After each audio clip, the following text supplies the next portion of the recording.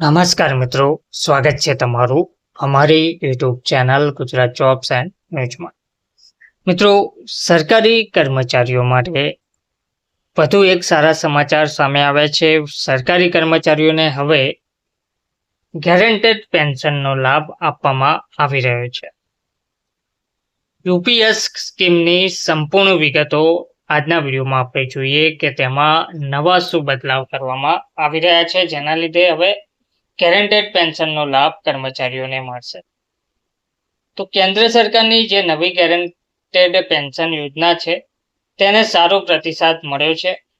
કેન્દ્ર સરકાર દ્વારા શરૂ કરાયેલ યુનિફાઈડ પેન્શન સ્કીમ યુપીએસ લાગુ થયાને થોડા મહિના જ થયા છે અને અત્યાર સુધીમાં 31,555 થી વધુ કેન્દ્રીય કર્મચારીઓએ તેને સ્વીકારી લીધી છે. યુપીએસ એ નેશનલ પેન્શન સિસ્ટમ નો વૈકલ્પિક વિકલ્પ છે, જેમાં કર્મચારીઓને ગેરંટીકૃત પેન્શન લાભો આપવામાં આવે છે, એટલે કે ભવિષ્યમાં નિશ્ચિત લઘુત્તમ પેન્શન રકમની ખાતરી આપવામાં આવે છે.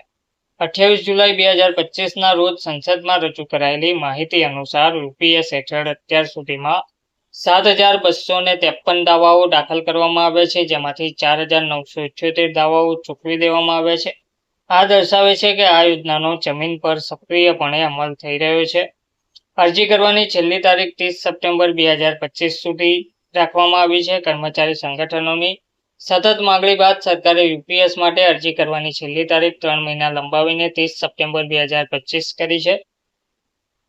યુપીએસ સત્તાવાર રીતે 1 એપ્રિલ 2025 થી લાગુ કરવામાં આવ્યું છે. ભવિષ્યની નાણાકીય સુરક્ષાને પ્રાથમિકતા આપતા કર્મચારીઓ માટે આ એક સુવર્ણ તક છે.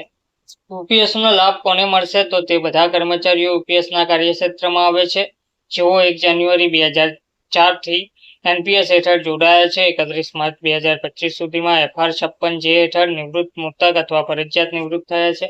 ઓછામાં ઓછા 10 વર્ષની નિયમિત સેવા પૂર્ણ કરી છે. સરકાર અનુસાર આ યોજના હેઠળ 25,756 નિવૃત્ત કર્મચારીઓને વધારાના લાભો પણ આપવામાં આવશે તેવું જણાવવામાં આવ્યું છે. કયા લાભો વધારવામાં આવ્યા છે? તો યુપીએસ પસંદ કરનારા કર્મચારીઓને હવે જે લાભો મળશે તેમાં આ લાભો સામેલ છે, જેમાં નિવૃત્તિ ગ્રેચ્યુટી અને મૃત્યુ ગ્રેચ્યુટીનો સંપૂર્ણ હક રહેશે. સેવા દરમિયાન મૃત્યુ, અપંગતા અથવા અસમર્થતાના કિસ્સામાં સીસીએસ પેન્શન નિયમો 2021 અને સીસીએસ અસાધારણ પેન્શન નિયમો 2023 હેઠળ લાભો મળશે. આવકવેરા કાયદા 1961 હેઠળના તમામ કર લાભો એનપીએસમાં આપવામાં આવતા લાભોની જેમ જ રહેશે. ખાનગી ક્ષેત્રને યુપીએસનો લાભ નથી મળી રહ્યો. સરકારે સ્પષ્ટ કર્યું છે કે હાલમાં અન્ય સરકારી યોજનાઓ અથવા ખાનગી ક્ષેત્રના કર્મચારીઓને યુપીએસ જેવા લાભો આપવાની કોઈ યોજના નથી, એટલે કે આ યોજના ફક્ત કેન્દ્ર સરકારના ગૌણ કર્મચારીઓ સુધી મર્યાદિત છે.